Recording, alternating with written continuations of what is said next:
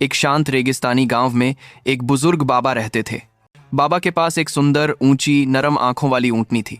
ऊंटनी हमेशा बाबा के पीछे पीछे चलती, लेकिन कुछ दिनों से वह बहुत चुप और उदास रहने लगी थी। बाबा को समझ नहीं आया कि आखिर हुआ क्या है। हर सुबह बाबा ऊंटनी को दाना देते, उसका गला सहलाते, लेकिन ऊंटनी उदास ही रहती।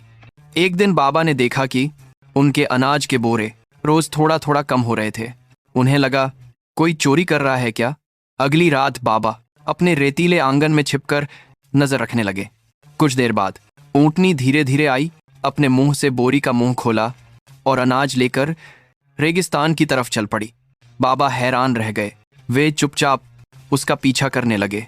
ऊंटनी गांव से दूर एक छोटे टूटे हुए मिट्टी के टीले पर पहुंची। जहां बाबा ने देखा, वहां दो छोटे छोटे ऊंट के बच्चे पड़े थे, कांप रहे थे, बहुत भूखे और कमजोर। ऊंटनी चोरी नहीं कर रही थी, वह अपने बच्चों के लिए खाना ले जा रही थी। बाबा की आंखें भर आईं। उन्होंने कहा, तूने अकेले सब संभाला, मुझे बताया क्यों नहीं। तभी अचानक तेज रेतीला तूफान उठ गया। बच्चों के ऊपर रेत उड़ने लगी। बाबा दौड़ते हुए आए, ऊंटनी के दोनों बच्चों को अपनी चादर में लपेटा और उन्हें अपने घर ले गए। ऊंटनी भी उनके पीछे पीछे दौड़ी। कुछ दिनों बाद नन्हे ऊंट के बच्चे दमदार और स्वस्थ हो गए। बाबा के आंगन में खेलते कूदते ऊंटनी खुश होकर देखती रहती।